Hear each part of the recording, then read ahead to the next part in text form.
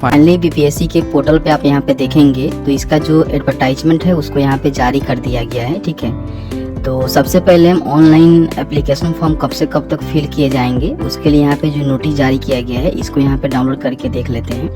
तो आप यहाँ पे देख सकते हैं कि 15/6/2023 से लेकर 12/7/2023 के बीच में जो है आप यहाँ पे ऑनलाइन आवेदन कर सकते हैं। और इसमें आपका टोटल जो पोस्ट होने वाला है 1,70,461 पदों पे जो है शिक्षकों की भर्ती होने वाली है, जिसमें 1 से लेकर 12वीं तक के शिक्षक होंगे। उसकी रिगार्डिंग हम बात करेंगे कौन से क्लास के लिए कितने टीचर की भर्ती होने वाली है, क्लास के लिए कितनी भर्ती आई हुई है। तो आप यहाँ पे देखेंगे तो क्लास वाइज जो है वैकेंसी का डिटेल्स यहाँ पे दिया गया है। जैसे क्लास 1 से लेकर 5 का जो है जिला में कितना भर्ती है, तो आप यहाँ पे देख सकते हैं कि कौन से जिले में जो है कितना भर्ती है। ठीक है, तो यहाँ पे देखिए जिला का नाम दिया गया है और साथ ही साथ यहाँ पे कैटेगरी का भी नाम दिया गया है। तो जो भी कैटेगरी में आप देखना चाहते हैं उस कैटेगरी में देख सकते हैं कि कितना पोस्ट है। ठीक है, तो इस तरह से आप देखेंगे तो टोटल जो है पोस्ट आपका निकल के इस तरह से आ जाएगा कितना यहाँ पे पदों पे भर्ती होने वाली है। उसके रिगार्डिंग हम बात करेंगे तो जिला वाइज जो है पोस्ट यहाँ पे देख लेना है। ठीक है, इस तरह से आप क्लास 9 to 10 देखना चाहते हैं, क्लास 11 to 12 देखना चाहते हैं तो यहाँ से देख सकते हैं। अब यहाँ पे दोस्तों बता दें कि इसका जो आप देखेंगे यहाँ पे एडवर्टाइजमेंट है, यहाँ पे आप क्लिक करेंगे तो इस तरह से आपके सामने आ जाएगा। अब यहाँ पे देखिए कौन से क्लास में जो है कितने भर्ती आई है उसका भी जानकारी यहाँ पे दिया गया है। बोला गया है कि 1 से लेकर 5वीं तक के जो भी टीचर होंगे उनके लिए देख सकते हैं कि 79,943 पदों पे यहाँ पे भर्ती ली जाएगी, जिसमें से कौन से वर्ग में कितने पदों पे भर्ती ली जाएगी इसकी भी जानकारी यहाँ पे दी गई है। साथ ही साथ बोला गया है कि 1 से लेकर जो 5वीं तक के टीचर होंगे यानी कि प्राथमिक लेवल के जो टीचर होंगे उनको जो है 2500 रुपये प्रति माह यहाँ पे जो है उनको सैलरी दी जाएगी।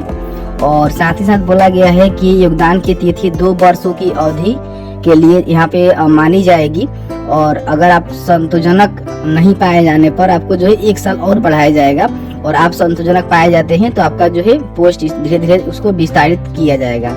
तो ये आप देख लीजिएगा, यहाँ पे हम ज़्यादा इसमें बात नहीं करेंगे क्योंकि आपको पोस्ट देखना है कि कौन से टीचर के लिए कितना पोस्ट है। उस तरह से आप यहाँ पे 9 से लेकर 10वीं तक के जो टीचर होते हैं उनका भी यहाँ पे पोस्ट देख सकते हैं कि टोटल जो है 32,916 पदों पे भर्ती ली जाएगी और इनको जो है 3100 रुपया सैलरी मिलेगा और साथ ही साथ वही चीज़ यहाँ पे बताया गया है। उसके बाद 11वीं से लेकर 12वीं तक के टीचर के देख सकते हैं कि यहाँ पे कितनी भर्ती होगी, तो 57,602 यहाँ पे पदों पे भर्ती होने वाली है जिसकी जानकारी यहाँ पे दी गई है। अब यहाँ पे दोस्तों हम बात कर सकते हैं कि यहाँ पे बोला गया है कि जो भी ये भर्ती निकाली गई है इसका जो पोस्ट है वो घट भी सकता है और बढ़ भी सकता है। मतलब क्या होता है कि बाद में हो सकता है कि घट जाए या फिर बढ़ जाए, तो ये चीजें आपको ध्यान रखना है। अब यहाँ पे हम योग्यता की बारे में बात कर लेते हैं। तो देखिए सबसे पहले तो भारत के नागरिक होना और बिहार का स्थायी निवासी होना आपको जरूरी है। ठीक है, और साथ ही साथ आप सभी जानते हैं कि समय समय पर शिक्षा परिषद द्वारा जो है जो योग्यता धारी करता हो वो आपको यहाँ पे जो है रखना होता है। जैसे कि समय समय पर जो भी अध्यापक शिक्षा परिषद द्वारा समय समय पर निर्धारित शैक्षिक एवं प्रशैक्षिक योग्यता धारित करता हो आपको यहाँ पे रखना होगा। अब यहाँ पे 1 से लेकर 5 तक के जो टीचर हैं उनके लिए बोला गया है कि कम से कम 50% अंकों के साथ इंटर पास होना चाहिए और साथ ही साथ जो आपका डीलेड होता है 2 वर्ष का जो डिप्लोमा वाला कोर्स होता है डीलेड होता है वो पास है, या फिर इसके बाद आपने ए पास कर रखा है अथवा दिया गया। इसका मतलब है कि ये नहीं है तो आपके पास ये होना चाहिए, ये नहीं है तो आपके पास ये क्वालिफिकेशन होना चाहिए, तो आप यहाँ पे फॉर्म को अप्लाई कर पाएंगे। ठीक है, उसके बाद नीचे आएंगे तो इस तरह से आप देखेंगे तो और भी क्लास के लिए यहाँ पे दिया गया है। जैसे कि देख सकते हैं कि यहाँ पे कक्षा 9 से लेकर 10वीं तक के भी दिया गया है कि किसी भी विषय समूह में कम से कम 50% अंक के साथ अगर आपने स्नातक या फिर पीजी वगैरह वगैरह कर लिया है। ठीक है, और साथ ही साथ आपने बीएड किया हुआ है जो 2 वर्ष का बीएड होता है तो आप यहाँ पे आवेदन कर सकते हैं। फिर आप इसके अथवा दिया गया है तो इसको भी आप एक बार देख लेंगे तो आपको समझ में आएगा। 11वीं से लेकर 12वीं तक के जो भी विद्यालय अध्यापक के लिए यहाँ पे बोला गया है तो आप यहाँ पे देख सकते हैं कि 50% अंकों के साथ अगर आपने यहाँ पे देख सकते हैं कि विश्वविद्यालय से पीजी आपने यहाँ पे उत्तीर्ण कर लिया है और राष्ट्रीय अध्यापक शिक्षा परिषद से मान्यता प्राप्त संस्थान से शिक्षा में स्नातक यानी कि आपने शिक्षा में बीएड किया हुआ है तो आप यहाँ पे आवेदन कर सकते हैं। या फिर इसके अलावा और भी जानकारी आपको दी गई है कि ये क्वालिफिकेशन नहीं है तो ये क्वालिफिकेशन होना चाहिए। ठीक है, तो ये चीज़ें है जिसको आपको देखना है समझना है। अब यहाँ पे आएंगे तो इसके रिगार्डिंग जो है जानकारी भी दी गई है कि 11 से लेकर 12वीं तक के विद्यालय अध्यापक के पद पर नियुक्ति हेतु विषय समूह का जो है नियमित यहाँ पे दिया गया है कि कौन सा विषय समूह क्या रहेगा, ग्रेजुएट लेवल पे क्या रहेगा, तो ये आप यहाँ पे देखेंगे।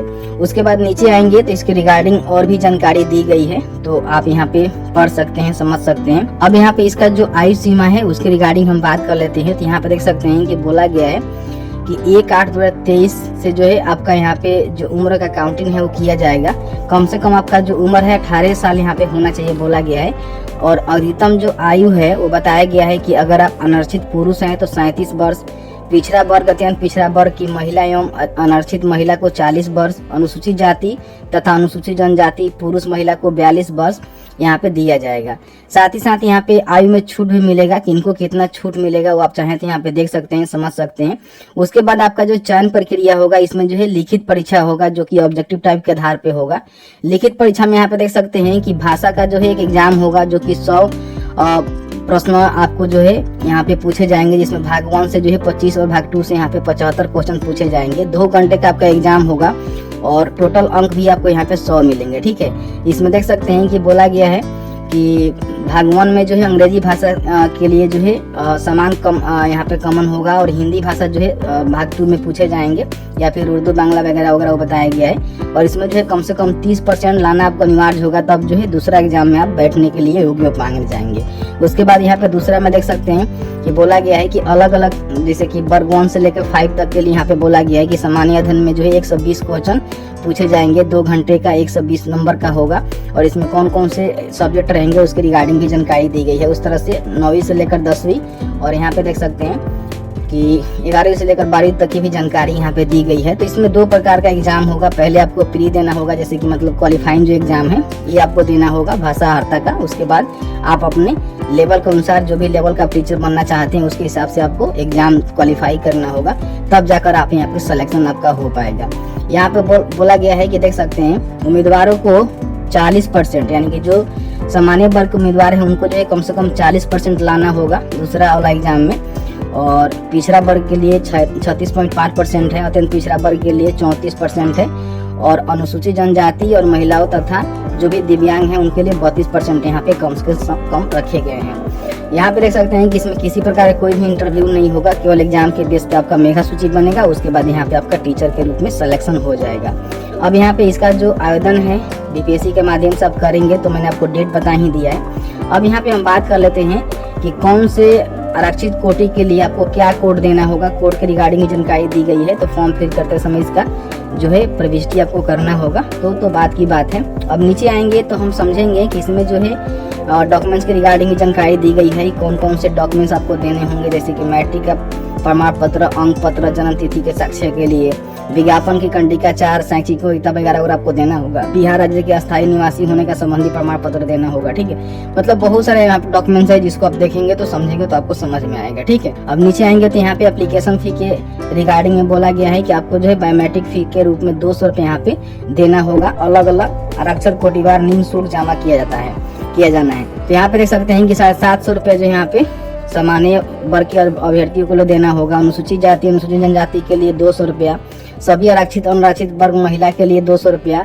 और दिव्यांग अभ्यर्थियों के लिए भी 200 रुपया रखा गया है। और सभी उम्मीदवार के लिए भी यहाँ पे 750 रुपया आपको देना होगा। यानी कि आप अनुसूचित जाति अनुसूचित जनजाति से सभी वर्ग के आरक्षित महिला हैं, ठीक है, या फिर दिव्यांग है तो आपको 200 रुपया देना होगा।